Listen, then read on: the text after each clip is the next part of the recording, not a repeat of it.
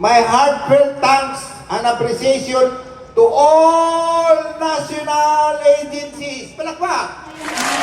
Ayong adlaw sa tanan.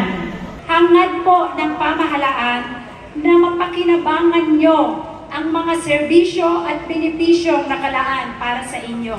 Sa Bank Pilipinas Servisyo Care nais namin na maging tulay upang mas mabilis ninyo makuha ang mga serbisyong kailangan ng inyong mga pamilya.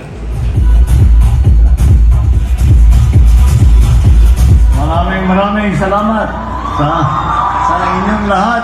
Pinagbubuklod-buklod naman tayo ng isang diwa at isang pangarap. Asahan po ninyo na patuloy naming pagbubutihin ang aming paglilingkod sa bayan.